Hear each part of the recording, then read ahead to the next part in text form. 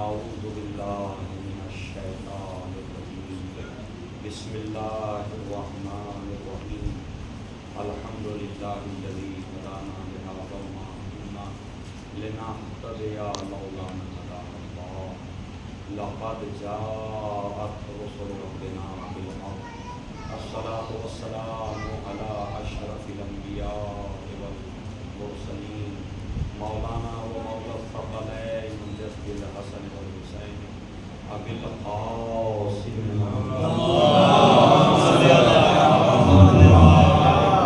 الصلاة والسلام علی اہل بیتہ الطیبین الطاہرین المعصومین المظلومین المنتجبین المنتصبین ولعنۃ اللہ علی اعدائہم اجمعین من لیلتنا الی قیام یوم الدین اما بعد فقد قال اللہ سبحانہ وتعالی فی کتابہ الکریم بسم اللہ الرحمن الرحیم انما ولیکم اللہ ورسولہ والذین آمنوا الذین یقیمون الصلاة ویؤتون الزکاة وهم راجعون صلوات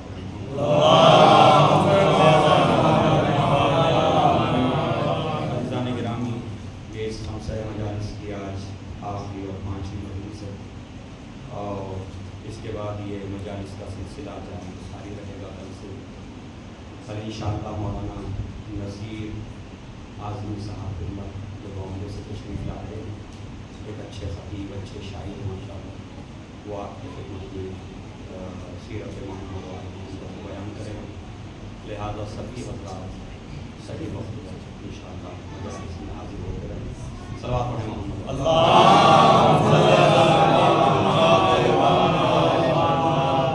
عزیزان گرامی، جس آیہ واقعی ہدایت کے ذیل میں نے ابھی تک گفتگو کی، اس آیت کے اندر خداوند عالم ایک ایسے نظام اور ایک ایسے سسٹم کی گفتگو کر رہا ہے کہ اگر اس نظام کے تحت یہ امت مسلمہ آ جاتی اور اللہ کے اس نظام کو تسلیم کر لیتی تو آج امت کی کچھ اور حالت ہوتی. لیکن مشکل یہ ہوئی کہ کچھ ایسے افراد، اور یہ ہر جگہ پائے جاتے ہیں، یہ صرف نبی کے زمانے کی بات نہیں، یہ ہر جگہ پائے جاتے ہیں کہ جو اصول کو پامال کر دیتے ہیں، قانون کو پامال کر دیتے ہیں اور وہ اپنی خواہشات کو اس نظام کے اوپر تھوپنا چاہتے ہیں. یہ آپ ہر جگہ اس کا مشاہدہ کرتے ہیں. صحیح ہے کہ ہم نے قانون بنایا، ایک اصول بنایا، لیکن یہ کہ وہی اصول اسی جنہوں نے بنایا تھا انہی میں سے کچھ لوگ ہوتے ہیں جو اپنے مفادات کے لیے اس اصول کو پامال کرتے ہیں، اس قانون کو توڑتے نظر آتے ہیں. تو یہ مفاد والا مسئلہ جو ہے نا، بس یہی سب سے خراب چیز یہی ہے. صحیح نا؟ صلاۃ محمد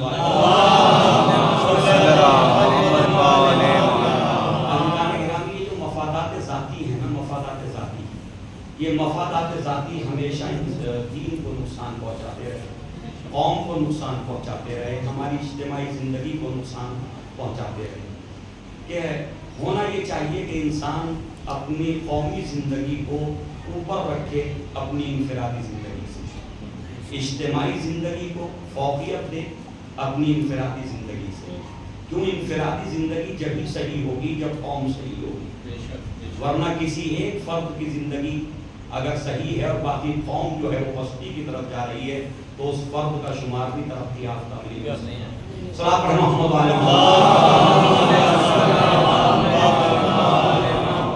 قوموں کی ترقی افراد سے ہوتی ہے، اور یقین جانیے کہ قومیں جب تشکیل پاتی ہیں تو اس میں اگر 5% 10% افراد اچھے ہوں تو اس قوم کو اچھا نہیں کہا جا سکتا.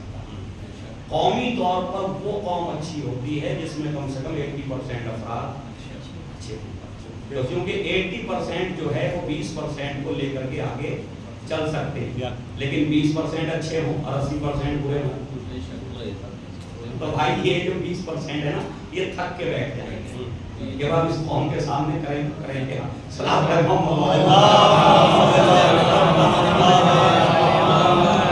تو ایک نظام، ایک سسٹم جو اللہ نے دیا تھا، ایک قانون، ایک اصول جو بنایا تھا. اچھا وہ قانون کسی عام انسان کا بنایا ہوا نہیں تھا، وہ سب کے اوپر برابر سے اپلائی ہو رہا تھا. اور فرمائیے گا وہ جو سسٹم تھا اللہ کا دیا ہوا جسے ہم قرآن کہیں نظام اسلام کہیں وہ سب کے اوپر برابر سے اپلائی ہو رہا تھا، حتیٰ کہ وہاں قائد اور وہ جن پہ قیادت ہو رہی تھی امام اور مامون سے دونوں کے لیے ایک ہی قانون تھا، کوئی الگ سے قانون نہیں۔ اگر صبح کی نماز مسلمانوں پہ واجب ہے، صحابہ کرام پہ واجب ہے، تو صحابہ سے پہلے نبی کریم پہ واجب ہے یا نہیں ہے؟ جی تو نبی کریم پہ واجب ہے، صحابی تو کوئی آئے یا نہ آئے مسجد میں صبح میں اس سے درگزر ہو جائے گی، لیکن حضور پاک کو جی ان سے زیادہ پابندی حضور پاک کو کرنا ہے۔ روزہ نبی پہ پہلے واجب ہے، مسلمانوں پہ بعد میں واجب ہے۔ اور فرمایا جتنی بھی تکالیف ہیں اسلام کی، جتنے احکام ہیں وہ نبی پر پہلے واجب ہے، بلکہ بعض احکام تو ایسے ہیں کہ نبی کریم نے فرمایا کہ مجھے ایسا ڈر لگنے لگا جیسے ہمسایوں کے لیے، پڑوسیوں کے لیے، کہ خدا نے اتنی زیادہ تکلیف فرمائی ان کے حقوق کی کہ مجھے ایسا ڈر لگنے لگا کہ شاید کہیں پڑوسی میراث میں شامل نہ ہو جائے، کہیں پڑوسی میراث میں شامل نہ کر دیا جائے۔ جی یعنی اتنی تاکید پڑوسیوں کے لیے، ہمسایوں کے لیے۔ اچھا وہ پڑوسی کون ہوں؟ مومن؟ بھائی یہی تو اسلام کی خوبصورتی تھی، جس خوبصورتی کو جو ہے کچھ مفاد پرستوں نے اس کو تباہ و برباد کر دیا۔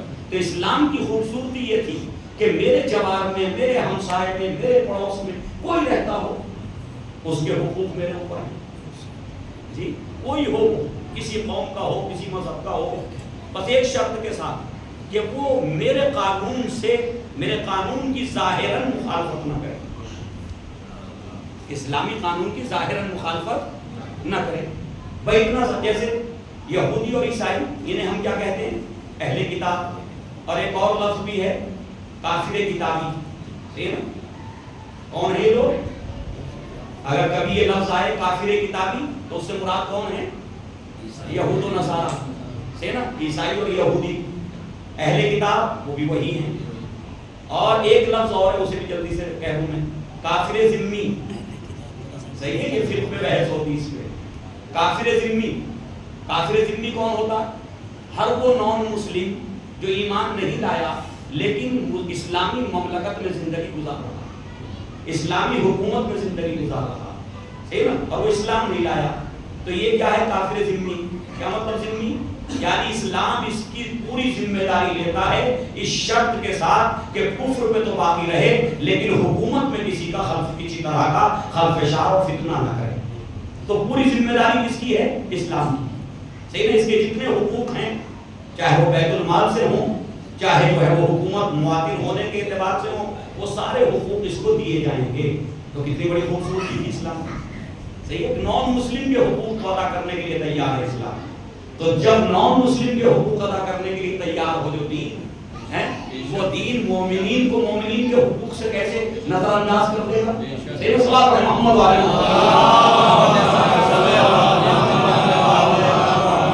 اب آئیے نا ذرا جلدی سے، ورنہ یقین جانیے یہ جو گفتگو ہے خشک ہوتی ہے، ان پر عام طور پر لوگ کہتے ہیں خشک گفتگو ہوئی ہے، اس کی وجہ سے لوگ تھوڑا سا جو ہے وہ بور ہونے لگتے ہیں۔ ورنہ حقیقت امر یہ ہے کہ کبھی اس طرف بھی اگر سنا جائے تو اس میں بڑی اچھی اچھی بحثیں ہیں کہ اسلام کن کن صفات کے ساتھ آیا تھا، اسلام دنیا کے مذاہب سے کتنا مختلف تھا، ہمارے جو قوانین ہیں ان قوانین میں مسلمانوں کا حق کیا ہے، مومن کا حق کیا ہے، صحیح ہے، نان مسلم کا حق کیا ہے، کافر کا حق کیا ہے، مشرک کا حق کیا ہے، وہ سب موجود ہیں، سب بیان کیے۔ صلاۃ علی محمد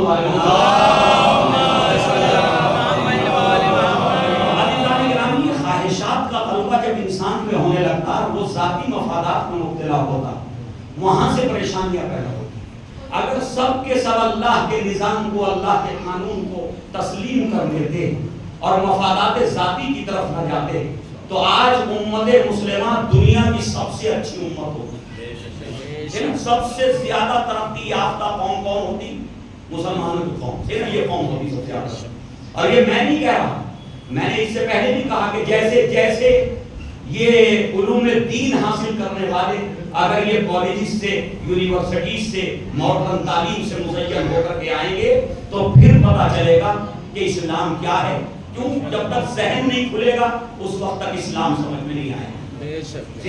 ہم لکیر کے فقیر بنے ہوئے ہیں.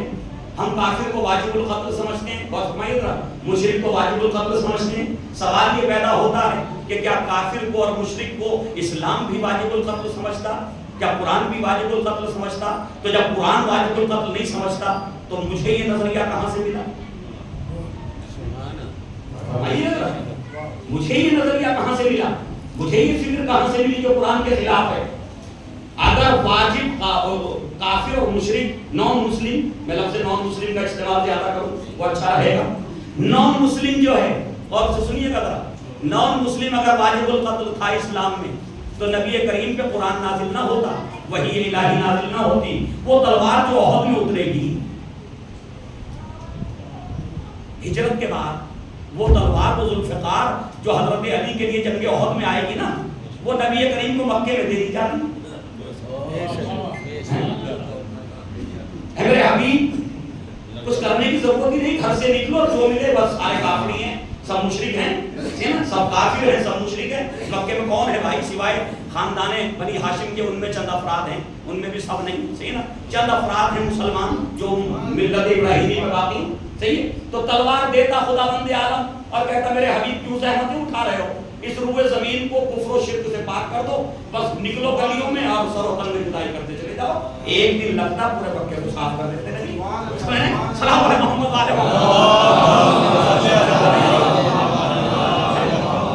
یہ کارنامہ انجام دے سکتے تھے حضور پاک یا نہیں دے سکتے تھے؟ صحیح ہے. آپ ہو سکتا ہے یہ سوچے جسمانی طور پہ نہیں دے سکتے تھے، تو چلیے یہ مان لیجئے کہ موسیٰ کی طرح رسی کو اژدہا بنانے کتنی دیر لگتی بھائی، صحیح ہے. تو اشاروں سے جس کی طرف، جس کی گردن پہ یوں اشارہ کرتے گردن ایک طرف گر جاتی. صاحب معجزات تھے، صلاح پڑھے محمد والے. لیکن عزیزان گرامی، نبی کریم کو ذوالفقار نہیں دی، تلوار نہیں دی، بلکہ یہ کہا کہ تم اپنے قریبیوں کو ڈراؤ، صحیح نا؟ انہیں بتاؤ ہمارا پیغام دو. اس کا مطلب کہ کافر اور مشرک واجب القتل نہیں ہے. کافر اور مشرک واجب القتل نہیں، بلکہ وہ واجب التبلیغ ہے کہ اس تک دین کا پیغام پہنچایا جائے.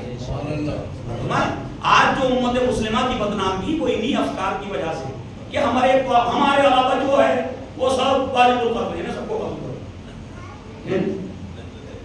ایسے ہی ہے نا. حتیٰ کہ ہمارے بہت سے مسلمان جو کلمہ وہ اپنے آپ کو کہتے ہیں، وہ یہ کہتے ہیں کہ جو مسلمان ہوتے ہوئے لا الہ الا اللہ محمد، اگر وہ ہمارے خیالات اور ہمارے فرقے کو نہیں مانتا تو وہ بھی واجب القتل. بھئی ہم واجب القتل ہیں یا نہیں ہیں؟ صحیح ہے. خدا کا شکر ہے ہندوستان میں یہاں تو کوئی بھی واجب القتل نہیں ہو سکتا، صحیح ہے نا. یہ بھی برکتیں ہیں خدا کی طرف سے کہ ان منافقوں کی حکومت تو نہیں ہے کم سے کم. اور کہیے گا میں نے کل بھی یہ بات، منافق زیادہ خطرناک ہے دین کے لیے نان مسلم سے، صحیح ہے نا. عزیزان گرامی خدا کا شکر ہے ہم ایسی حکومت میں ہیں جہاں منافق کی حکومت نہیں ہے، ورنہ منافق کی حکومت پہ تو ہم بھی واجب القتل ہیں. صلاۃ علی محمد والے.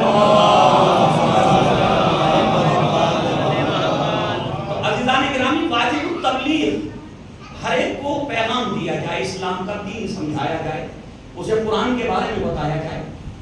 اور یہیں سے ایک بڑی پریشانی پیدا ہوتی. ذرا غور سے سنیے گا. دیکھیں مرتد کون ہے، کس کو کہتے ہیں مرتد؟ ذرا سمجھیے گا اس کو. ہم بہت آسانی کے ساتھ یہ فتوے جاری کر دیتے ہیں ہمارے علماء کہ مرتد کون ہے. مرتد وہ کہلاتا ہے کہ جو پہلے مسلمان ہو. اسے کہتے ہیں مرتد جو پہلے مسلمان ہو، اسلام پہ عمل کرتا ہو، عقائد اسلام کو مانتا ہو، اس کے بعد وہ کافر ہو جائے، انکار کر دے، وہ ہے مرتد. تو جو ایسا شخص ہے نا وہ ہے واجب القتل اسلام میں. اور ہمارے لیکن کافر اگر ہمارے نبی کو برا کہے تو کافر کا تو کام ہی یہ تھا نبی کو برا کہنا. بھائی وہی پتھر مارتے تھے مکے والے یا نہیں مارتے تھے؟ نبی کو دیوانہ کہتے تھے یعنی کہ مجنون کہتے تھے یا نہیں کہتے تھے؟ کہتے تھے نا. تو جب وہ کہتے تھے تو جب نبی کریم جو ہے وہ فتح مکہ میں آئے اور مکہ فتح ہو گیا تو کیا حضور پاک نے ان سب کو قتل کرا دیا؟ جنہوں نے شہر بدر ہونے پہ ہجرت کرنے میں مجبور کیا، لشکر پہ لشکر لاتے رہے، کیا ان کو قتل کرا دیا نبی کریم نے؟ تاریخ یہ بتاتی کہ فتح مکہ کے وقت بہت سے صحابہ جو ابھی تک اسلام کا کلمہ تو پڑھ چکے تھے، اسلام کے فلسفے کو نہیں سمجھے تھے، تو وہ کافروں کو تلواریں دکھا رہے تھے پیچھے کھڑے ہوئے نبی کے کہ آج تو بس تمہاری خیر نہیں، تلواریں دکھا رہے تھے، ان کو ڈرا رہے تھے. تو انہوں نے ایک مرتبہ سب نے مل کے کہا کہ محمد ہمارے کریم بھائی ہیں، کرم کرنے والے ہیں، یعنی وہی کفار و مشرکین سے نا، یہ فطرت ہے انسان کی کہ جب کمزور ہو جاتا ہے تو دشمن کی بھی تعریف کرتا ہے. صلاۃ پڑھے محمد علیہ محمد. اس نے کہا کہ محمد ہمارے کریم بھائی ہیں اور ہم یہ پوچھنا چاہتے ہیں آج ہمارے ساتھ کیا سلوک ہوگا. صحیح ہم نے آپ کے ساتھ بہت غلط کیا، آج ہمارے ساتھ کیا سلوک ہوگا. تو نبی کو کیا فرمانا چاہیے؟ وہ تلواریں دکھا رہے ہیں کہ یہ سلوک ہوگا، آپ کے سر و تن میں جدائی ہوگی. صحیح نا، وہ پیچھے تلواریں دکھا رہے ہیں. نبی کریم نے فرمایا جیسے میرے بھائی یوسف نے اپنے بھائیوں کو معاف کر دیا تھا، آج میں ویسے ہی تم سب کو معاف کرتا ہوں. یہ تھا اسلام. صلاۃ پڑھے محمد علیہ محمد. یہ تھا اسلام. ابھی وہ مسلمان نہیں ہوئے، ابھی کلمہ نہیں پڑھا، کلمہ پڑھنے سے پہلے پوچھ رہے ہیں آج ہمارے ساتھ کیا سلوک ہوگا. نبی کریم نے فرمایا میں نے تمہیں سب کو معاف کر دیا. اس کے بعد لوگوں نے جب دیکھا کہ اتنا اچھا مذہب، اتنا اچھا دین ہے، تو وہاں سے کلمہ پڑھنا شروع کیا. اور ہمارے تو عزیزان گرامی، یہ صفات اگر مسلمانوں میں پیدا ہو جاتی ہیں کہ کافر کو معاف کرنا تو چھوڑو، میں کہتا ہوں کہ مومن مومن کو معاف کر دیتا، عزادار عزادار کو کر دیتا. صحیح ہے نا، مولائی مولائی کو کر دیتا، کربلائی کربلائی کو کر دیتا. آپس میں اتنا تو ہونا ہی چاہیے نا، ورنہ ان مجالس میں آنے کا فائدہ کیا ہے بھائی. صلاۃ پڑھے محمد علیہ محمد. ہونا چاہیے نا. یقین جانیے کہ جس کے دل میں مومن کے لیے جگہ نہیں، جس مومن کے دل میں مومن کے لیے جگہ نہیں، اسے اپنے ایمان پہ تھوڑا سا غور و فکر کرنا چاہیے کہ میں مومن ہوں یا نہیں، یا خالی مسجد کے اعلان کا مومن ہوں. امام بارگاہ سے اعلان ہوتا سبحان اللہ، سلام علیکم. اس انسان کے دل میں مومن کے لیے جگہ نہیں، جس عزادار کے دل میں دوسرے عزادار کے لیے جگہ نہیں، جس ماتمی کے دل میں دوسرے ماتمی کے لیے جگہ نہیں. ٹھیک ہے، وہ اپنے اوپر غور و فکر کرے کہ وہ ماتم کر رہا ہے یا کوئی رسم نبھا رہا ہے. وہ امام حسین کی مجلس میں آیا ہے یا لوگوں کو دکھانے کے لیے آیا کہ میں بھی عزادار امام حسین ہوں. صحیح ہے. یقین جانیے کہ اگر ہم لوگ اپنے دلوں میں تھوڑی تھوڑی جگہ مومن کے لیے، اچھا گناہگار ہم میں سے کون نہیں ہے بھائی؟ جی یہاں کوئی معصوم ہے نہیں نا. اچھا اس کا مطلب یہ کہ دوسرے کے گناہ پہ غصہ کرنے سے پہلے یہ سوچو کہ کل مجھ سے بھی گناہ ہوں گے. دوسرے کی غلطی پہ غضبناک ہونے سے پہلے یہ غور و فکر کرو کہ میں بھی تو غیر معصوم ہوں، کل مجھ سے بھی غلطیاں ہوں گی. اگر آج میں معاف نہیں کروں گا تو کل وہ معاف نہیں کرے گا. تو عزیزان اکرام، تھوڑا سا ان چیزوں کے لیے میں اس لیے بیچ میں بول رہا ہوں کہ یہ میری ذمہ داریاں بھی ہیں ممبر کی. صحیح ہے، اور فرش اعضاء کی بھی ذمہ داری ہے. کل کو ورنہ امام یہ پوچھیں گے کہ تو وہ تو پڑھتا رہا جس کی مجھے ضرورت نہ تھی، کچھ وہ بھی بتایا کہ جس کی ضرورت تھی. صلاح پڑھے محمد والے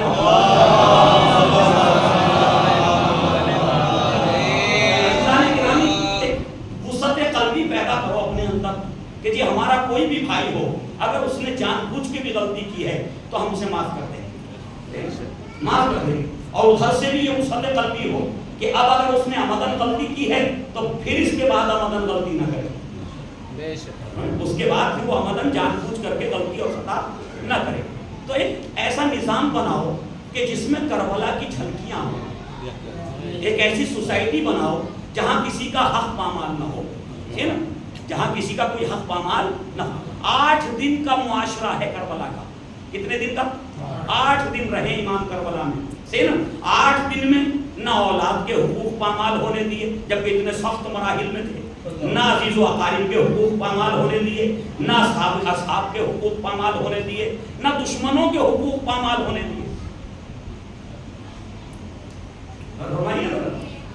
یہ جو آخری جملہ میں نے کہہ دیا نا، ہر آدمی سوچے گا یہ کیا مولانا کہہ رہے ہیں. دشمنوں کے حقوق تک پامال نہیں ہونے دیے.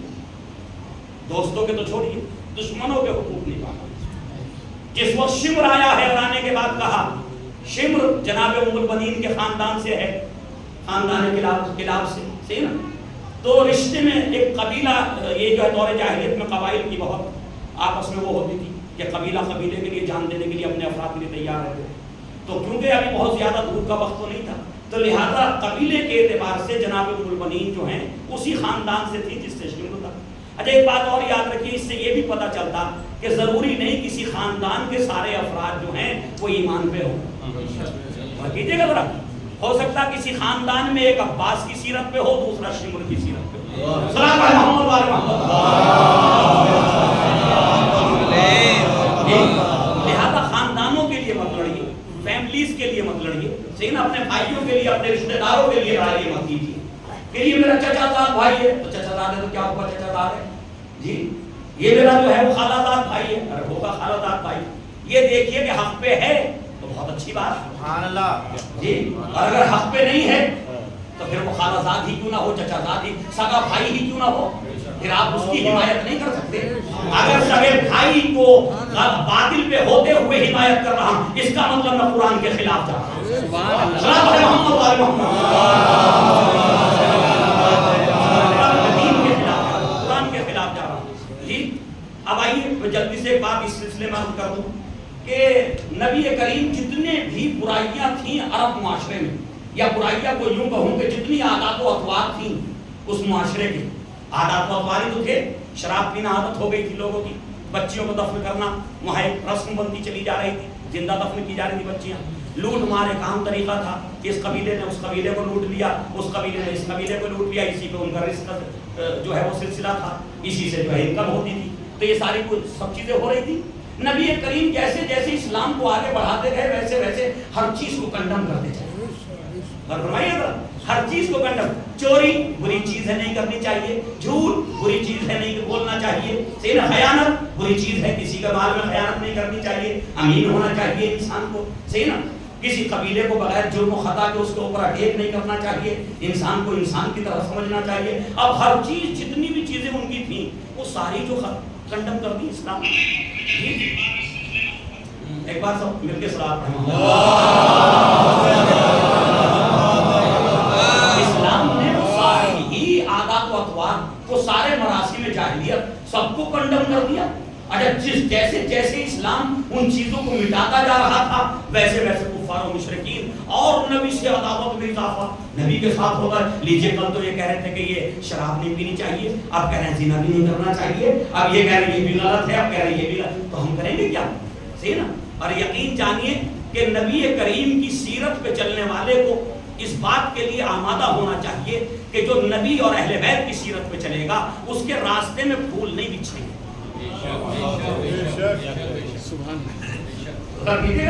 اس کے راستے میں کبھی قوم پھول نہیں بچھائے گی. صحیح نا؟ کہ جی پھولوں پہ اسے استقبال کرے گی نا. کیوں؟ حق کڑوا ہوتا جب نبی کی زبان سے کڑوا لگ رہا تھا تو میرے جیسے کی زبان سے میٹھا کیسے لگے گا؟ صلوات علی محمد وعلی محمد. اور آپ کے مولا کا جملہ میرا نہیں ہے، الحق مر، کہ حق کڑوا ہوتا. یقین جانیے اگر یہ کڑوا نہ ہوتا تو علی کے ساتھ ہوتا، اگر یہ کڑوا نہ ہوتا تو امیر شام کے ساتھ ہوتا. ہمارے اگر حق کڑوا نہ ہوتا تو امیر شام کے ساتھ ہوتا. کڑوا تھا اسی لیے تو علی کے ساتھ رہا. صلوات علی محمد وعلی کڑوا ہوتا تو ایزان گرامی ساری مراسم کو مٹا رہے تھے. نبی قرآن میں ہر چیز کے خلاف ایک حکم قائد آ رہی تھی، نبی سنا رہے تھے، وہ زیادہ سے زیادہ شدت اختیار کرتے جا رہے تھے. کہ اسی اسنا میں ایک مرتبہ نبی کریم نے اپنے صحابہ کے درمیان کھڑے ہو کر کے یہ جملہ ارشاد فرمایا کہ انصر اخاک ظالما کان او مظلوما، اپنے بھائی کی مدد کرو چاہے وہ ظالم ہو یا مظلوم. کیجیے گا کیا لگا اس جملے کو سن کے میں نے آپ کے سامنے ترجمہ پڑھ دیا. ظالم ہو یا مظلوم اپنے بھائی کی مدد کرو. تو ایک مرتبہ جیسے ہی یہ بات حضور پاک کے صحابہ سے نکلی اور کفار تک پہنچی تو کفار میں جشن منایا گیا. ایک جشن کی کیفیت ہو گئی. کوئی بات تو محمد نے ہماری بھی مان لی، وہ تو اسی کے قائل تھے.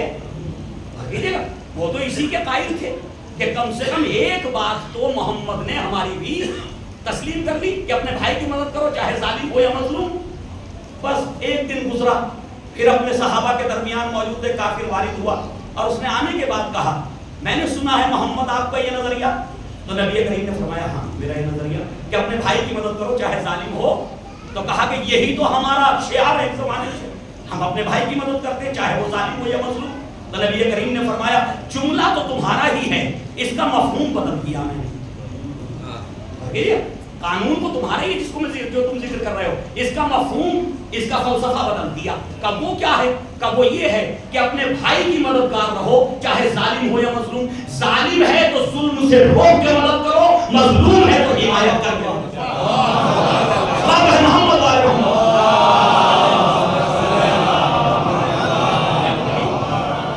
چاہے ظالم ہو یا مظلوم تم اپنے بھائی کے ناصر و مددگار رہو.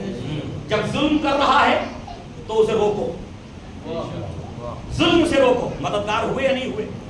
جی آج کسی کے تماچا مارے گا آپ بھی اس کے ساتھ کھڑے ہو جائیں گے، کل کو ڈنڈا لے لے گا، پرسوں کو تلوار اٹھا لے گا، یہی کرے گا نا. پھر کسی کا قتل کر دے گا، قتل کر دے گا تو پھر کل پرسوں کو آپ روئیں گے، یہی ہوگا نا. بزرگ کہتے تھے دیہاتوں میں بدماش کی زندگی 4 سال کی، 3 سال کی، 4 سال جو بھی آپ کا محاورہ ہو، 4 سال کی ہوتی، 2 سال بدماش بننے میں لگتے اور 2 سال کے بعد قتل ہونے میں ٹائم لگتا بس. صحیح ہے. تو اسلام نے کیا کہا کہ اپنے بھائی کی مدد کرو، ظلم کر رہا ہے تو روکو. جب روک دو گے تو وہ اور ظلم کی طرف آگے نہیں بڑھے گا، اور جب اور ظلم کی طرف آگے نہیں بڑھے تو تمہیں کبھی وہ وقت نہیں آئے گا اس کے اوپر افسوس کرنا پڑے گا. صلاۃ محمد و آل محمد.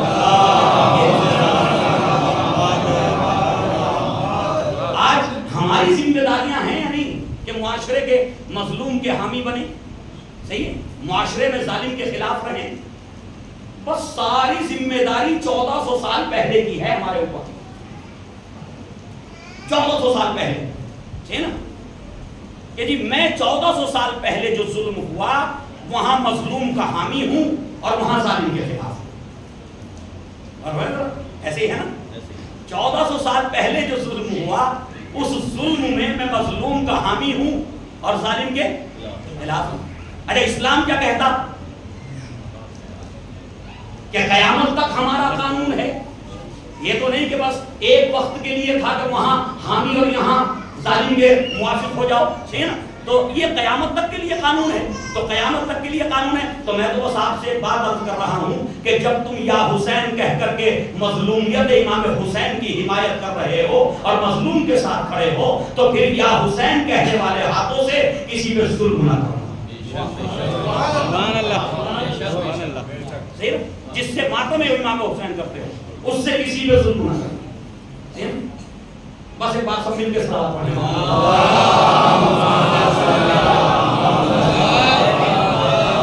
عزیزان گرامی آپس میں محبتیں پیدا کیجیے، ایک دوسرے کو سمجھیے، سمجھنے کی کوشش کیجیے. صحیح. اور دیکھیے امام بارگاہیں 10 ہو جائیں کوئی پریشانی کی بات نہیں، امام بارگاہیں 10 ہو جائیں، لیکن یہ پھر بھی سوچنے کی ضرورت تو ہے کہ اگر پہلے سے ہمارے پاس 4-5 امام بارگاہیں ہیں تو بہتر ہے کہ ہم انہی پہ اکتفا کر کے صحیح نا آپس میں محبتیں بڑھائیں، پیار بڑھائیں تاکہ انہی امام بارگاہوں کو زیادہ رونق ملے. بے شک بے شک. اور کیونکہ محرم کے ایام میں یہ چیزیں بہت دیکھنے کو ملتی بستیوں میں، کیونکہ بستیوں میں خاندانی امام بارگاہیں ہیں جو بہت قدیم چلے آئے ہیں، خاندانی امام بارگاہیں. صحیح ہے. تو اب وہ ہوگا کیا کہ جی خاندانوں سے ٹکرا رہے ہیں آزاداری. ہمارے یہاں اس وقت ہوتی، ان کے یہاں اس وقت ہوتی. اب وہ کیونکہ ایک سلسلہ چلا رہا ہے پرانے زمانے سے، ہمارا ٹائم ہے تو وہ وہاں سے ادھر کرنے کے لیے بالکل آمادہ نہیں. صحیح. تو عزیزان گرامی کثرت سے بحث نہیں، کثرت ہو جائے اچھی بات ہے، لیکن کبھی بھی مجلس امام حسین میں یہ سوچ کے مت جاؤ کہ یہ میرا دشمن ہے میں اس کے یہاں جاؤں یا نا. مجھ سے اختلاف ہے اسے، امام حسین سے تو اختلاف نہیں ہے. مجھے اس سے اختلاف ہے، مجھے اپنے امام سے تو کوئی اختلاف نہیں ہے. اور کیجیے گا میرے امام کا ماتم تو کوئی کافر بھی کرے اپنے گھر میں، مجھ سے کہے کہ قبلہ میں کافر ہوتے ہوئے، نان مسلم ہوتے ہوئے میں اپنے گھر میں مجلس امام حسین کر رہا ہوں، تو جاؤں گا یا نہیں جاؤں گا؟ جانا پڑے گا. بھائی جائیں گے نا. کیوں؟ مجھے یہ نہیں دیکھنا کہ وہ نان مسلم ہے، مجھے یہ دیکھنا کہ وہ اپنے گھر میں کر کیا رہا ہے. اور ہمارے تو عزیزان گرامی اس پہ تھوڑا سا نظر رکھنے کی ضرورت. اب آئیے جلدی سے میں اس طرف نکل جاتا ہوں کیونکہ ماشاءاللہ جو آنے تھے وہ آ گئے. صلی اللہ علیہ محمد.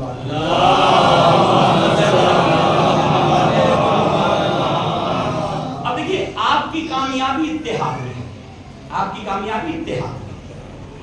جہاں بھی قوم کے لوگ ہیں ان کی کامیابی اتحاد میں. اختلاف سوائے ناکامی کے اور کوئی نتیجہ اختلاف نہیں. کل میں نے کہا تھا کہ اختلاف نے جناب مختار کو جو ہے وہ قتل کیا.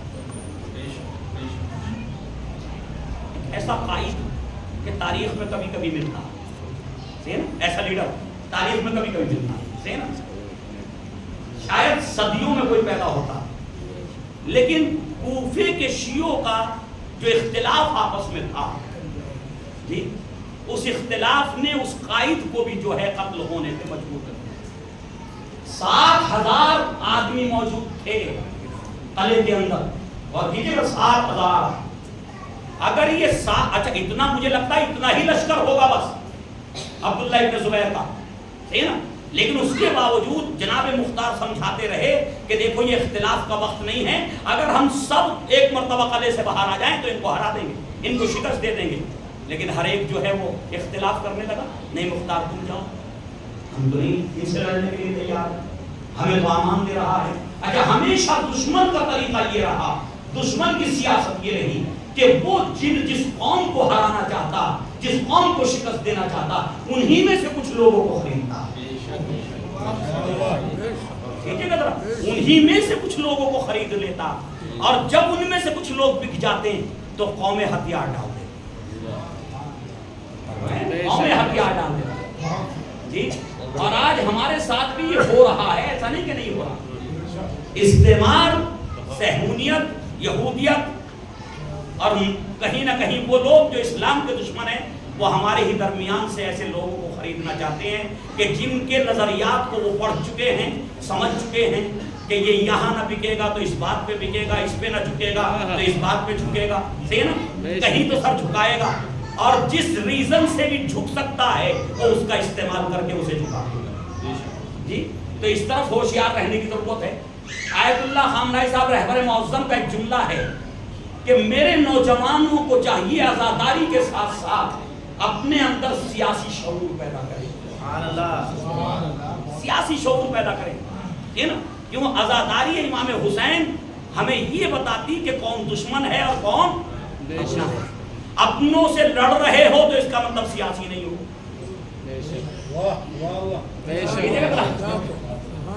اپنے سے لڑنے والا، اپنے سے اختلاف کرنے والا کبھی سیاسی نہیں ہو سکتا. کیوں؟ وہ اپنی قوت کو کم کر رہا ہے، وہ اپنی طاقت کو کم کر رہا ہے، ہٹا رہا ہے. لہذا ہمیشہ اپنے کو دل سے لگا کر کے رکھو اور غیر کے مقابلے میں ایک ہو. محمد والے محمد.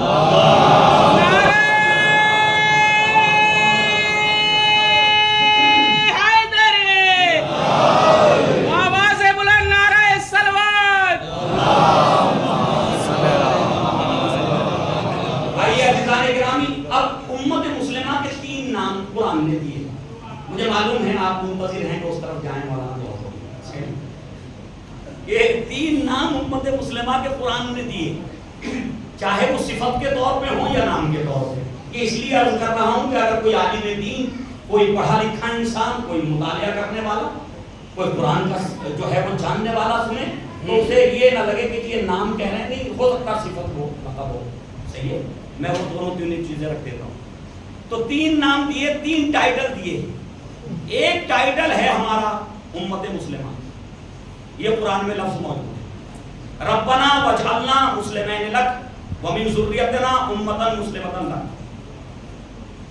جناب ابراہیم علیہ السلام کی دعا، میرے معبود تو مجھے اور میرے بیٹے کو مسلمان قرار دے، اور کیجئے گا، اور ہماری اولاد میں سے ایک امت قرار دے کہ جو تیرے لیے مسلمان رہے. مسلمان یعنی تیرے سامنے تسلیم کیے رہے. تو کس کے لیے دعا فرمائی؟ ایک اپنے لیے اور ایک جناب اسماعیل کے لیے اور ایک اپنی اولاد کے لیے ذریت. اچھا یہ دعا قبول ہوئی. جب یہ دعا قبول ہوئی تو ہونا کیا چاہیے کہ خداوند اب جناب ابراہیم و اسماعیل کی ذریت میں کوئی زمانہ قیامت تک ایسا نہیں گزرنا چاہیے کہ جب امت جناب اسماعیل اور جناب ابراہیم کی اولاد میں کوئی نہ کوئی مسلمان نہ ہو. یہ ایک سوال کیا تھا مجھ سے جناب ابو طالب کے سلسلے میں, اس کا جواب میں دے رہا ہوں اگر یہاں وہ ہیں. تو دعا کیا ہے؟ ہمیں دونوں کو مسلمان رکھ اور ہماری اولاد میں ایک امت قرار دے جو مسلمان رہے. تو جناب ابراہیم دعا کر رہے ہیں خانہ کعبہ بناتے وقت, اور کیجیے گا اگر ایسے وقت پہ نبی کی دعا خلیل اللہ کی دعا قبول نہ ہوئی تو بھائی ہم تو دعا کرنا ہی چھوڑ دیں گے. کیجیے گا ہم کیا اور ہماری دعائیں کیا, ہماری مناجاتیں کیا. اللہ کا گھر تعمیر کر رہے ہیں, گھر تعمیر کرتے وقت فرما رہے ہیں, تو ایسے وقت میں تو یقیناً, اور ہے کون اللہ کا دوست خلیل اللہ, وہ دعا کر رہا, تو قبول ہے یا نہیں ہے؟ ساری امت کہہ رہی ہے دعا یقیناً قبول ہو گئی اللہ کی بارگاہ میں, تو قبول ہو گئی. تو پھر ہم آپ سے پوچھنا چاہتے ہیں جب یہ دعا قبول ہو گئی کہ میری اولاد میں ایک امت کو قرار دینا جو مسلمان رہے, تو یہ کب تک کے لیے دعا؟ جب تک روئے زمین پہ امت اولاد ابراہیم ہے تب تک ان میں ایک نہ ایک مسلمان ہونا چاہیے. تو میں پوچھنا چاہتا ہوں کہ نبی کریم کے زمانے میں کون مسلمان ہے جو جناب ابراہیم کی امت میں ہے؟ کوئی تو ہو بھئی, ایک تو ہو, کم سے کم ایک ہو. تو اسی لیے ہمارے نبی کا جو نسب ہے, سلسلہ نسب ہے, اس میں ہم نے یہ عقیدہ قائم کیا قرآن سے کہ ان کے آبا و اجداد میں کوئی کافر, کوئی کافر نہیں ہو سکتا. جناب عبداللہ کیونکہ باپ ہیں کافر نہیں ہو سکتے, عبد المطلب دادا ہیں کافر نہیں ہو سکتے, صحیح نا. ایسی ماؤں کا سلسلہ, جناب ابو طالب چچا ہیں, پالا ہے, تو کوئی تو مسلمان رہے گا. تو یہ قرآن سے سمجھ میں آتا ہے کہ خاندان بنی ہاشم میں ہر زمانے میں ایک نہ ایک فرد مسلمان رہے گا, تبھی یہ دعا قابل قبول ہوگی. صلاۃ محمد والے محمد. ایک تو دیا ٹائٹل آپ کو امت مسلمہ, دوسرا ٹائٹل ہے مومن, ایک مسلم ایک مومن. ایک اور ہے, یہ دو تو قرآن نے دے دیا آپ کو اس امت کو.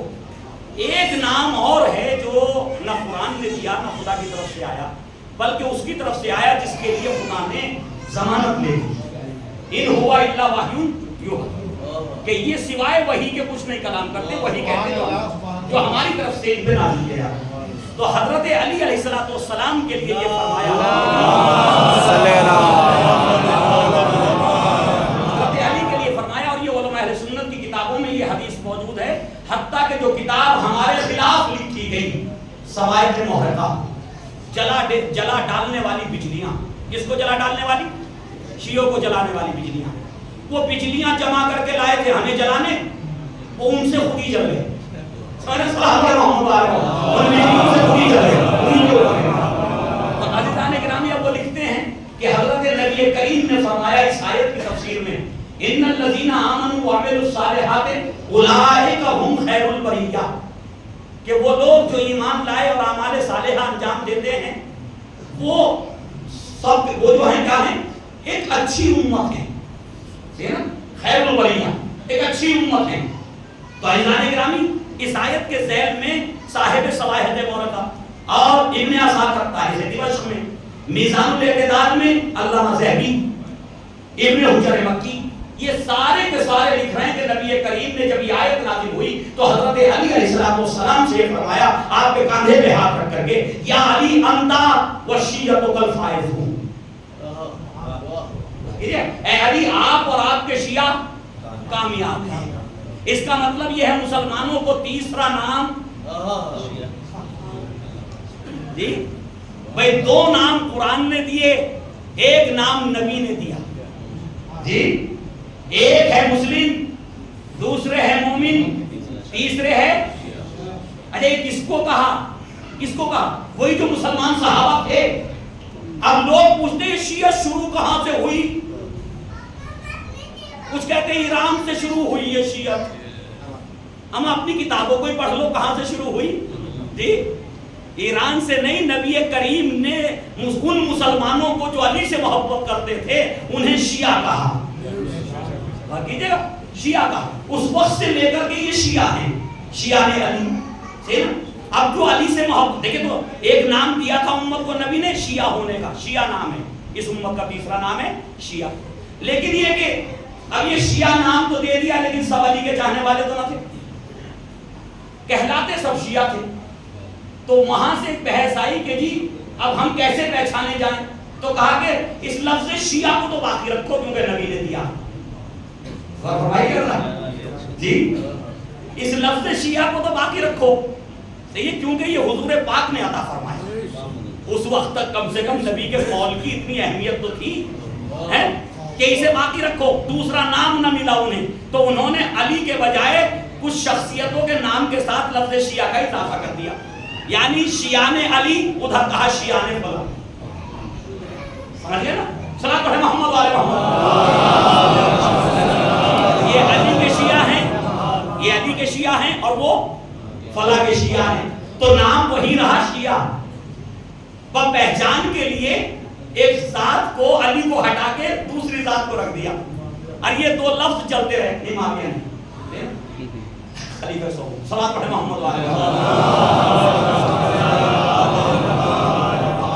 تو یہ دو نام مسلسل چلتے رہے، شیعہ، شیعہ نے علی، شیعہ نے فلاں، شیعہ نے علی، شیعہ نے فلاں. حتیٰ کربلا تک بھی، کربلا کے میدان تک بھی یہ بحث رہی. جناب زہیرین جس وقت آئے ہیں اور رز پڑھ رہے ہیں تو ایک مرتبہ سمجھا رہے ہیں، بعض و نصیحت کر رہے ہیں، تو فوج یزیدی سے ایک شخص نکلا اور تاریخ تبری میں موجود. نکلنے کے بعد اس نے کہا زہیر تم تو علی کے شیعوں میں نہ تھے، یعنی تھے شیعہ ہی، اور کیجئے گا ذرا، تم علی کے شیعوں میں نہیں تھے، تم تو فلاں کے شیعہ تھے. اس کا مطلب ابھی مسلمانوں کو کوئی ایسا نام ملا نہیں تھا کہ جو رکھ سکے امت کے لیے. کیجئے گا ذرا، وہ بھی شیعہ ہی کہتے تھے اور وہ بھی شیعہ ہی کہتے. صلاۃ پڑھیں محمد والے. بالکل نئی بحث میں لے کر کے آ رہا ہوں میں آپ کو. تو شیعہ، صحیح ہے نا، کیا کہا کہ شیعہ ہے، وہ بھی شیعہ اور یہ بھی شیعہ. اب یہ زمانہ گزرتا رہا، اب لفظ شیعہ سے مومنین تھوڑا فائدہ اٹھاتے تھے، اٹھانا بھی چاہیے تھا کہ کہیں اگر دشمنوں نے گھیر لیا منافقین نے مومن کو تو اس نے کہا میں شیعہ ہوں. اب وہ شیعہ ہوں اور یہ کہہ کر کے اس کی جان بچ گئی. صحیح ہے، یہ نہیں پتا چلا کس کا شیعہ. سلام علیہ محمد علیہ یہ پتا نہیں چلا کس کا شیعہ. اب ایک مکار قسم کا انسان، مکار جو ہے وہ قسم کا، چالاک قسم کا آدمی حکومت میں آیا. اب جب وہ حکومت میں آیا تو اس نے امام حسن مصطفیٰ نے اس سے صلح کر لی. اب جب صلح کر لی تو صلح کے بعد ساری امت ایک خلافت پہ جمع ہو گئی. اب وہاں سے ایک تاریخ میں نیا نام ملا، ذرا غور سے سنیے گا. تاریخ میں اس سال کو نیا نام دیا گیا. اس سال کا نام رکھا گیا عام الجماعہ. کیا نام رکھا؟ عام الجماعہ. یعنی وہ سال جس میں پوری امت ایک خلافت پہ جمع ہو گئی، کیونکہ ابھی تک 5 سال سے حضرت علی اور امیر شام کے درمیان خلافت میں اختلاف ہو رہا تھا. اب امام حسن نے صلح کر لی تو اس نے کہا عام الجماعہ نام رکھو اس سال کا، لہذا عام الجماعت نام رکھ دیا گیا. تو جماعت کو یہاں سے اٹھایا انہوں نے. اب انہیں امت کے نام رکھنے کی فکر ہوئی، یہ سارے شیعہ شیعہ شیعہ شیعہ، تو شیعوں کے مقابلے میں کوئی ایسا نام رکھو اس امت کا کہ جو اس نام سے الگ پہچانے جائیں کہ ہم کون ہیں اور یہ کون ہیں. تو انہوں نے کہا کہ جماعت یہ تو ہو ہی گئی، جمع تو ہو ہی گئے، تو انہوں نے کہا اس میں ایک لفظ بڑھا دو، سنہ والجماعت. اس میں ایک لفظ بڑھا دو اور یہ اپنا نام رکھ لیتے ہیں ہم، سنہ والجماعت. یعنی اب کیا مطلب کہ اب جو بھی کہے شیعہ تو سمجھ لو علی کا. کیجئے گا سوال بھائی محمد والے اب ایک الگ سے نام آ گیا نا، صحیح نا. تو عزیزان گرامی میں تمام علماء سے بالخصوص صاحب صواعق محرقہ سے ضرور پوچھنا چاہتا ہوں. انہوں نے اس حدیث کی شرح میں یہ لکھنا شروع کر دیا کہ وہ شیعہ جو نبی نے کہا تھا نا کہ یا علی انتا و شیعتک الفائزون، وہ شیعہ ہم ہیں، یہ رافضی نہیں ہے. یہ جو رافضی ہیں یہ نہیں ہے وہ شیعہ، یعنی اپنے لوگوں کو سمجھا رہے ہیں. وہ جو نبی نے نام رکھا تھا وہ ہمارا نام تھا، تو جب نبی کا رکھا ہوا نام تھا تو آپ نے اسے چھوڑ کے دیا. اور کیجئے بھائی نبی کا نام رکھا ہوا آپ نے کیوں چھوڑ دیا؟ کیا نفرت ہو گئی نبی کے رکھے ہوئے نام سے؟ صحیح ہے؟ اور اگر آپ ہی شیعہ ہیں تو اعلان کر دیجئے کہ آج سے اہل سنت کو شیعہ کہا جائے. صلوات علی محمد علی محمد. اعلان کر دیجئے اس بات کا کہ جی آج سے ہم اپنے منبروں سے کہیں گے اہل سنت شیعہ بات رکھو گے. تو عزیزان گرامی نام تک چھوڑ دیا وہ جو نبی نے رکھا تھا. کس کے بغض میں؟ حضرت علی علیہ السلام کے بغض میں. اب آخرت میں جب روز محشر ہوگا تو نبی تو ایک ہی کو جانتے ہیں جی. نبی کسے پہچانتے؟ نبی تو یہ کہیں گے میں نے جو نام دیا تھا وہ لے کے آئے ہو یا نہیں؟ وہ میرا دیا ہوا نام لائے ہو یا نہیں لائے ہو؟ میں نے ضمانت لی تھی کہ جو علی کا شیعہ ہوگا وہ کامیاب ہے. تو اگر تم علی کے شیعہ ہو تو بسم اللہ حوض کوثر بھی حاضر ہے, صحیح جنت بھی حاضر ہے. لیکن جب تم میرا رکھا ہوا نام ہی بدل ڈالا تم نے, صحیح ہے. صلوات علی محمد والے محمد.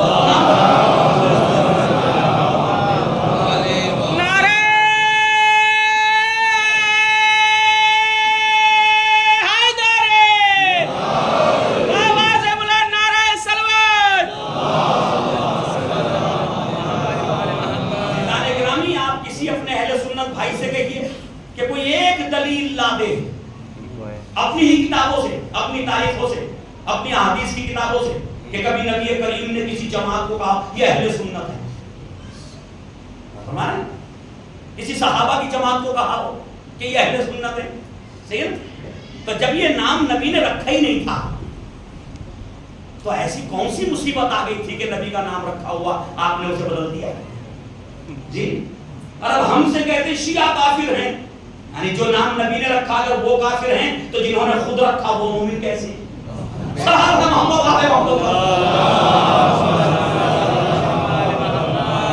تمہیں تو نبی کا رکھا ہوا نام پسند نہیں.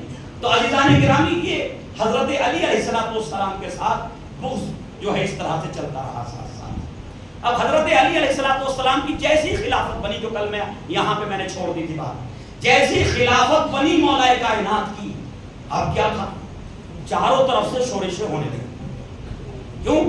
پورا پلان جو ہے وہ ایک دم ڈسمس ہو گیا نا.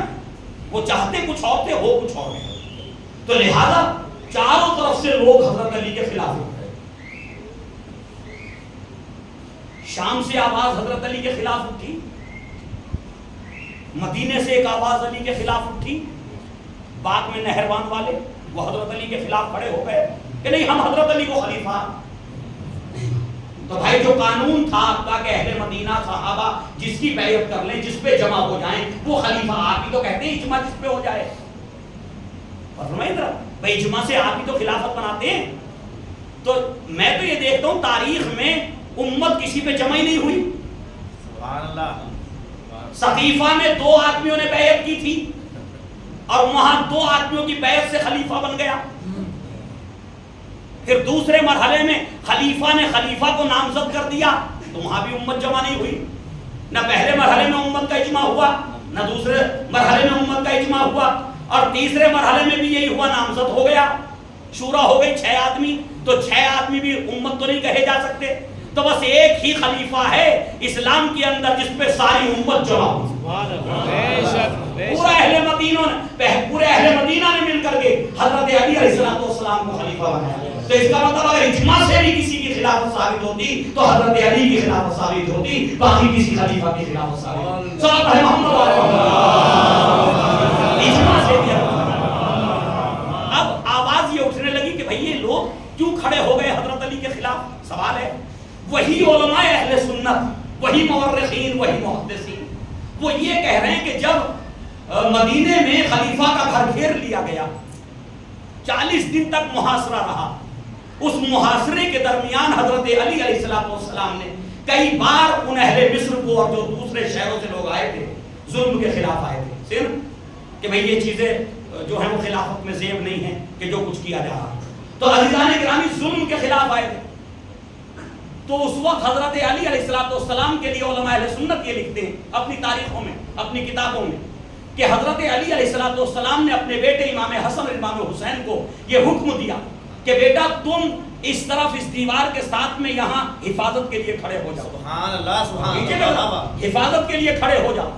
خدا کی قسم کہ کس ذات کا نام ہے علی ابن ابی طالب ہیں. علی والوں کبھی اس سے بھی تو پیغام لو, درس لو نا. ہیں جو اپنے دشمن کی حفاظت کرے اسے علی کہتے ہیں.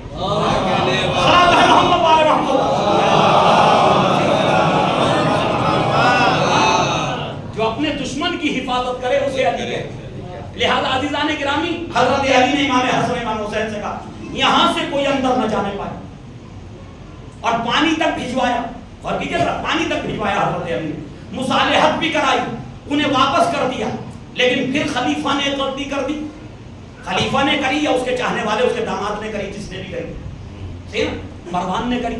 تاریخ میں مروان کا نام بھی ہے اور خلیفہ. لیکن سوال تو وہی پیدا ہوتا نا کہ بھائی چلیے ایک آدمی جو آپ کے ساتھ میں رہ رہا وہ غلطی کر رہا, تو اس کے پاس مہر کہاں سے آئی؟ جیسے ہی یہ سب واپس چلے گئے, حضرت علی کے کہنے سے سب چلے گئے. اچھا امیر المومنین اگر آپ کہتے تو ہم جا رہے ہیں, کہا جاؤ واپس جاؤ. صحیح نا, یہ اچھا نہیں لگتا امت میں تفرقہ ہو, نہیں چاہتے مولا, دشمن کے لیے بھی نہیں چاہتے مولا تفرقہ. اور کیجیے گا ذرا, عزیزان گرامی چلے گئے. جب سب چلے گئے تو عبداللہ ابن سرا جو اس کا خالہ زاد بھائی تھا, اس کو مروان نے خط لکھ کر کے مہر لگا کر کے اور جتنے لوگ آئے تھے ان کے سب کے نام لکھ کر کے دے دیا کہ جیسے ہی مصر پہنچے یہ لوگ انہیں سب کو تہہ دیکھ کر دو. انہیں سب کو تہہ دیکھ کر دو, انہیں سب کو قتل کر دینا. بس جیسے ہی یہ لوگ پہنچے, یہ جا رہا تھا عبداللہ ابن سرا, راستے میں لوگوں نے اسے دیکھا کہ کوئی سوار ہے جو مصر کی طرف جا رہا ہے, تو جلدی سے جا کر کے کچھ لوگوں نے وہی جو تھے جو گھیرے ہوئے تھے انہوں نے اس کو روک لیا. اب جب روکا تو اس کی مشق کے اندر وہ رکھ رکھا تھا خط, تو مشق سے نکالا. اب جو پڑھا تو اس میں سارے اہل مصر کے جو احتجاج کر رہے تھے ظلم کے خلاف, ان کے نام تھے, انہیں سب کو قتل کر دو. بس جیسے ہی وہ خط پکڑا گیا سب کے سب واپس آ گئے. تو حضرت علی نے بچانے کی کوشش کی یا قتل کرنے کی؟ بچانے کی. اور کیجئے بھئی, آپ ہی کے علماء لکھ رہے ہیں کہ بچانے کی کوشش کی, حفاظت کی کوشش کی, تو حضرت علی تو اس میں شریک نہیں تھے جی. لیکن اب جب وہ قتل کر دیا گیا تو دو جملے تاریخ میں آئے, ذرا غور سے سنیے گا, دو جملے تاریخ میں ہیں. ایک قتل مولا کائنات کے لیے محاورہ بنا عربوں میں, اور ایک اس قتل کے لیے محاورہ بنا عربوں میں.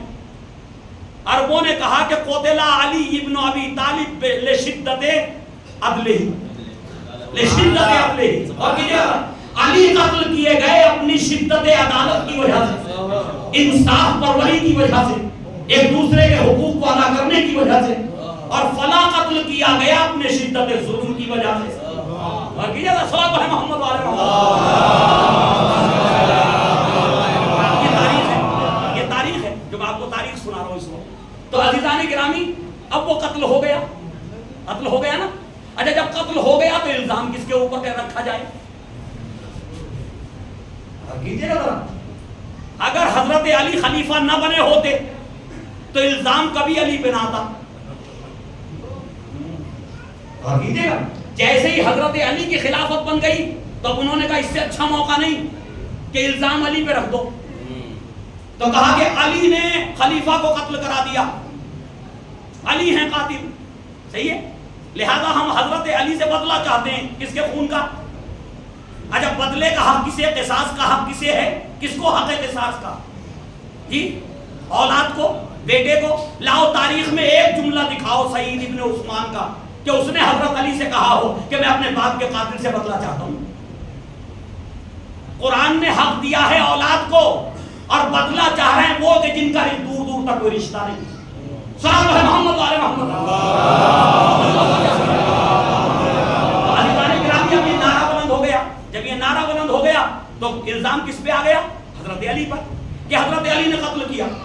میں کہنا چاہتا ہوں امت مسلمہ سے اس جو ہے مجلس کے اس تقریر کے ذریعے کہ آپ اپنی کتابوں کو, حدیث کی کتابوں کو پڑھو, اور پڑھنے کے بعد ذرا غور کرو, عقل لگاؤ ہاں, اور یہ سوچو کہ اگر کوئی یہ کہے کہ علی قاتل ہیں فلاں کے, تو یہ علی کی مذمت نہیں ہے جو قتل ہوا. سبحان اللہ. اور کیجئے, آپ حضرت علی کی مذمت نہیں کر رہے, علی کو برا نہیں کہہ رہے, برا اسے کہہ رہے ہیں کہ جو قتل ہوا علی کے ہاتھوں. سبحان اللہ. اور کیجئے جو علی کے ہاتھوں مارا گیا. کیوں؟ نبی کریم نے فرمایا یا علی انت امام البررہ, اے علی آپ نیکوکاروں کے امام ہیں، متقین کے امام ہیں، وقاتل الکفرۃ والفجر، اور تم جو ہے فاجروں کے اور کافروں کے قاتل ہو۔ قاتل کس کے ہو؟ کافر اور فاجر کے قاتل ہو۔ تو اس کا مطلب اگر علی پہ الزام لگا رہے ہو کہ علی نے قتل کر دیا، تو علی تو قتل کرتے ہی نہیں کسی مسلمان کو۔ نبی نے سند دے دی کہ تم کس کے قاتل ہو؟ کافر کے اور فاجر کے۔ تو الزام کس پہ لگا رہے ہو؟ اپنی کتابوں کو صحیح سے پڑھو تو دقت تو کرو اس میں کہ وہاں حدیث سارے علماء لکھ رہے ہیں آپ کے کہ نبی کریم نے حضرت علی کے لیے فرمایا امام البررہ وقاتل الفجرۃ والکفرہ، کہ آپ جو ہے متقین کے امام ہیں اور قتل کس کا کرتے ہیں آپ؟ کافر کا اور فاجر کا۔ تو مان لیجئے کہ اگر علی نے قتل کر دیا تو تمہاری نظر میں یا تو فاجر تھا یا سلام علیہ محمد وعلیہ محمد۔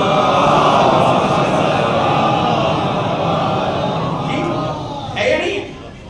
عزیزان گرامی غور کیجئے ذرا، دیکھیے کہ کیا ہوا تاریخ میں، آپ اس کو نظر انداز نہیں کر سکتے۔ کیا ہوا تاریخ میں؟ اتنے لوگ مارے گئے صفین میں، جمل میں، نہروان میں، صحیح نا؟ ان کا خون کس کے اوپر ہے بھائی؟ کس کی گردن پہ ان کا خون؟ اس کی نہ کہ جس نے یہ سمجھایا کہ علی جو ہے وہ فلاں کے قاتل ہیں۔ اسی لیے ایک عورت آئی ام المومنین کے پاس جنگ جبل کے بعد، ام المومنین کے پاس آئی، آنے کے بعد کہنے لگی ام المومنین اگر کسی ماں کا کوئی بچہ مر جائے یا قتل کر دیا جائے تو اس پہ کتنا، ماں کو کیا پہ اوپر کیا گزرے گی؟ تو کہنے لگی کہ جس کا بچہ مار دیا جائے تو بہت صدمہ ہوگا اس کو، وہ تو مر جائے گی۔ ام المومنین آپ نے تو جو ہے وہ 17,000 قتل کرا دیا، ایسی کہہ دیا منہ پہ ہی۔ کہیے ذرا کہ ام المومنین آپ کیسی ماں ہیں کہ آپ نے 17,000 قتل کرا دیے؟ بھئی آپ تو اپنے آپ کو ان کی ماں کہتی ہیں نا، تو آپ کو درد نہیں ہوا ان کے قتل پر؟ 70,000 صفین میں مارے گئے جی، صفین میں 70,000 مارے گئے، تو 70,000 مسلمانوں کے خون کا کس کے اوپر جو ہے کس کی گردن پہ ہے ہی ہے جی۔ اب جس کی گردن پہ 70,000 خون ہو اسے امت خطا اجتہادی کے صندوق میں پیک کر کے پل صراط سے جنت تک پہنچانا ہے۔ ایک کور بنایا، خوبصورت سا کور، خطا اجتہادی کا صندوق بنا دیا، اس کے اندر رکھو اور ان کو سب کو بھیج دو جنت میں۔ یہ بھول جاتے ہیں کہ پل صراط میں بھی علی کھڑے ہیں۔ سلام علیہ محمد وعلیہ محمد۔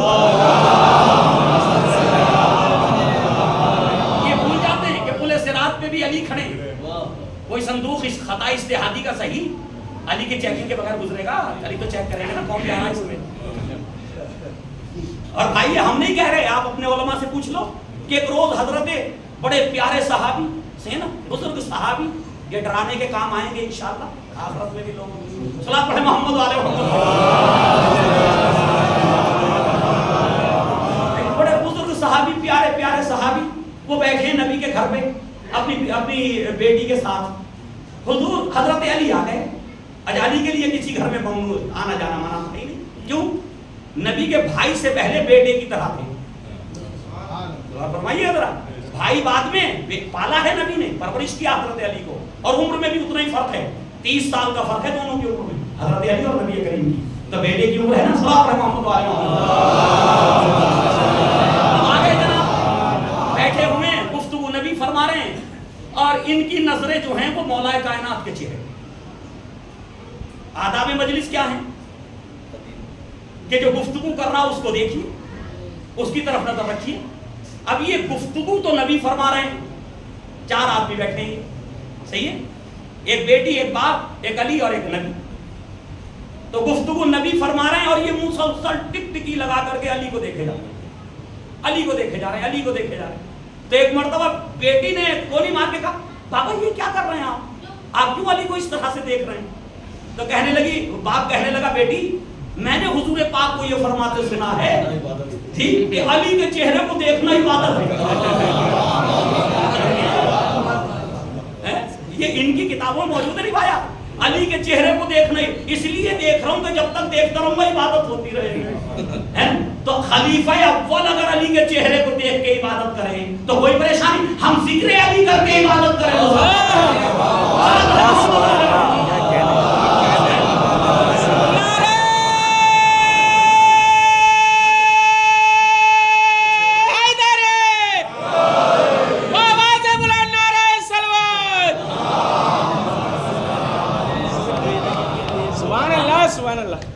علی کے چہرے کو دیکھ کے دو ہی تو روایتیں دونوں حدیثیں معتبر ہیں. کیا ہے؟ النظر الی وجہ علی ابن ابی طالب عبادہ و ذکر علی ابن ابی طالب عبادہ. دونوں روایتیں دونوں حدیثیں. تو یہ نظر کے لیے تو ان کے لیے کہا جو اس زمانے میں تھے. صحیح ہے. اچھا قیامت تک آنے والے مسلمان کے زمانے میں چہرہ علی تو سامنے ہوگا نہیں. تو نبی کریم نے یہ اہتمام فرمایا کہ آنے والے مومنین کئی صحابہ سے عبادت میں پیچھے نہ رہ جائیں. بھئی آنے والے مومنین صحابہ سے عبادت میں پیچھے نہ رہ جائیں. یہ صحابہ علی کے چہرے کو دیکھ کے عبادت کریں. جب علی کا چہرہ سامنے نہ رہے تو آنے والی نسلیں علی کا ذکر کر کے عبادت کریں. سلام علی محمد و علی محمد. حضرت علی کا ذکر. اب وہ جو بات میں کہنا چاہ رہا تھا اسی حدیث کے فوراً بعد کہا کہ اور ایک حدیث میں نے نبی سے سنی. حضور موجود ہیں. حضور نے یہ فرمایا. کیا فرمایا؟ کہ اس وقت تک کسے کہہ رہے ہیں؟ صدیق صدیقہ سے. یہ بات تو جھوٹی نہیں ہو سکتی. سلام علیہ محمد والے محمد. یہ تو جھوٹی نہیں ہو سکتی. سننے والی صدیقہ, سنانے والا صدیق, اور نبی کی موجودگی میں. صحیح کہہ رہے ہیں کہ جی میں نے حضور سے سنا, حضور موجود ہے. حضور نے یہ فرمایا کہ اس وقت تک کوئی جنت میں جا نہیں سکتا جب تک علی کے ہاتھ کا لکھا ہوا پروانہ نہ ہو. جب تک حضرت علی کے ہاتھ کا لکھا ہوا پروانہ نہ ہو. میں کہوں گا یہی عقیدہ رکھنا. بھئی یہی عقیدہ رکھنا جو نبی نے دیا ہے کہ علی جب تک کسی کو جنت میں وہ نہیں جائے گا جس کے لیے علی ضمانت نہ لے. صحیح نا؟ جس کے پاس علی کا لکھا ہوا پروانہ نہ ہو. اچھا کہیں نبی نے یہ فرمایا تھا سوائے تمہارے؟ جی کوئی حدیث مطلق ہے, قید نہیں ہے کوئی بھی. یہ نہیں کہا تمہارے علاوہ, سننے والوں سے نہیں کہا تمہارے علاوہ, تم صحابی ہو تم ایسے چلے جاؤ نا. کہا کوئی نہیں جا سکتا. تو اس کا مطلب اب کوئی نہیں جا سکتا. جو بھی جنت میں جائے گا وہ علی کے لکھے ہوئے پروانے سے جائے گا, علی کی اجازت سے جائے گا. اب آدم جائیں گے تو علی کی اجازت سے جائیں گے, نوح جائیں گے تو علی کی اجازت سے جائیں گے, موسیٰ و عیسیٰ جائیں گے جنت میں تو علی کی اجازت سے جائیں گے. بس جہاں علی کی اجازت ہوگی اسے جنت مل جائے گی, جس کو علی کی اجازت نہ ملے گی وہ سلام علیہ محمد و علی محمد.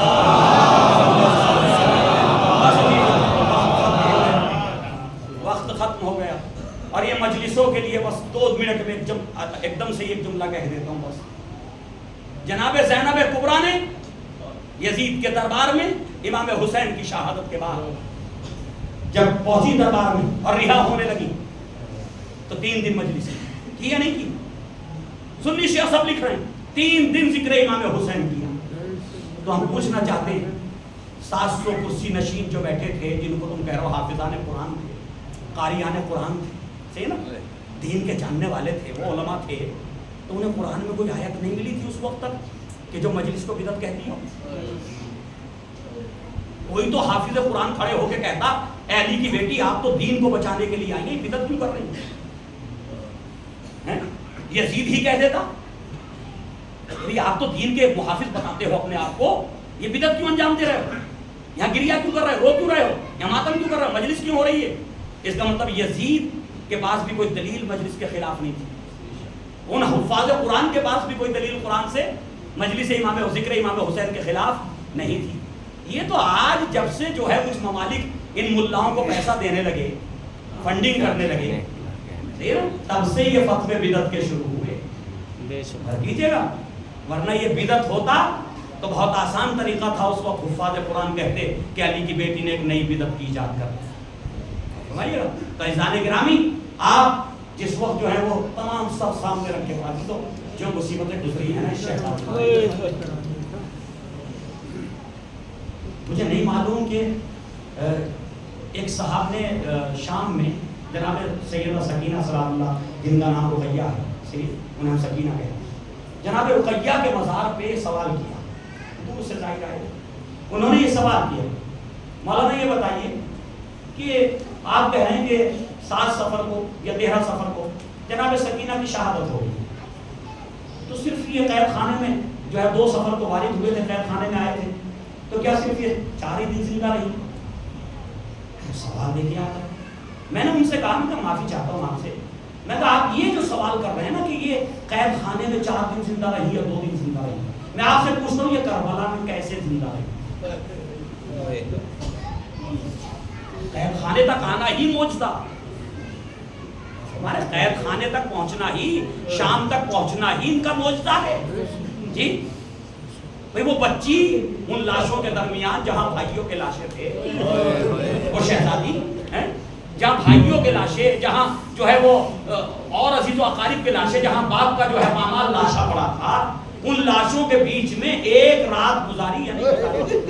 جی اچھا وہ 1 رات تو وہ ہے جسے ہم شام غریبہ کہتے ہیں، پھر اس کے بعد ایک نیا ظلم ہوا تاریخ میں جو آج تک نہیں ہوا تھا کہ تمام سروں کو نو کے نیزہ پہ تمام سروں کو شہداء کے نو کے نیزہ پہ رکھا گیا.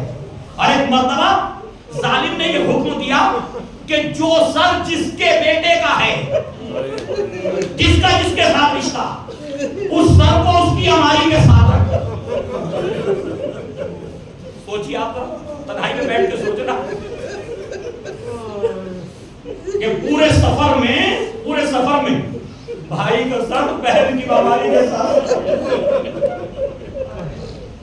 باپ کا سر بیٹی کی نگاہوں کے سامنے ہے، علی اصغر کا سر جو ہے وہ بہن کے سامنے ہے، علی اکبر کا سر بہن کے سامنے ہے. اندازہ کیا آپ نے کن مصائب سے گزر گئے آل محمد. روایات کے جملے یہ ہیں کہ ایک مرتبہ سر امام حسین علیہ السلام جو ہے وہ نیزے سے گر گیا. بس سر امام حسین کا نیزے سے گرنا تھا. ایک مرتبہ شمر تازیانہ لے کر کے سید سجاد کی طرف بڑھا. بھئی ایک ہی راستہ تھا، سید سجاد بتائیں گے کیا؟ ایک مرتبہ سید سجاد کی طرف تازیانہ لے کر کے بڑھا. اب جو تازیانہ ہوا میں لہرایا، ایک مرتبہ میرا مولا طرف گیا، کہا کہ بابا اب سید سجاد کی پشت میں طاقت نہیں ہے، کب تک یہ بیمار تازیانہ کھائے؟ بابا بتائیے تو صحیح کہ آپ کا سر نو کے نیزہ پہ کیوں نہیں ٹھہرتا؟ ایک مرتبہ آواز آئی، میرے لال میری بیٹی سکینہ، میرے لال میری بیٹی سکینہ اونٹ کی پشت سے گر چکی ہے. لوزی تو جیسی جناب زینب نے سنا کہ سکینہ نہیں ہے. اور ایک مرتبہ قافلہ ٹھہر گیا، سکینہ کو تلاش کرنے کے لیے نکلی. اب جو سکینہ کو تلاش کرنے کے لیے نکلی تو ایک مرتبہ کیا دیکھا کہ ایک بی بی ہے کہ جو سکینہ کو اپنی آغوش میں لیے بیٹھی انتظار کر رہی. ایک مرتبہ پوچھا بی بی تم کون ہو؟ ہم پہ ابھی تک کسی نے کوئی رحم نہیں کیا، تم کون ہو؟ ایک مرتبہ اس بی بی نے کہا زینب ارے تم نے پہچانا نہیں، تم نے پہچانا نہیں، میں تمہاری ماں فاطمہ ہوں. ہاں جی تو سنیں، تاریخ کہتی ہے کہ ایک مرتبہ زینب قدموں سے لپٹ گئی، اے اماں ارے جو کچھ ہمارے ساتھ ہو گیا آپ نے دیکھ لیا. ہاں جی تو سنو، دو جملے آپ کے آگے جاری ہیں. جس وقت یہ قافلہ شام کے بازار سے گزرا تو ایک مرتبہ ایک عورت سروں کو دیکھتی ہوئی گزر رہی تھی، سروں کو دیکھتی جاتی تھی اور رحم کے جملے کہتی جاتی تھی. ایک مرتبہ ایک سر کے نیزے کے نیچے آ کر اب اس سر کے پاس پہنچی نا تو رک گئی، ٹھہر گئی. تادیر اس سر کو دیکھتی رہی، حسن و جمال کو دیکھتی رہی اور اس کے بعد اس نے ایک جملہ کہا، اے کاش جب یہ قتل کیا گیا ہو اس کی ماں زندہ نہ ہو، اس کی ماں زندہ نہ ہو. ارے کیسے ممکن ہے اتنا حسین و جمیل اور ماں کے آنکھوں کے سامنے قتل کیا جائے؟ بس جیسے یہ جملے ام لیلا نے سنے ہماری سے تڑپ گئی، آواز دیے عورت ایسا لگے ارے یہ ماں زندہ ہے، یہ میرے لال اکبر کا سر ہے. انا للہ و انا الیہ راجعون. ماتم حسین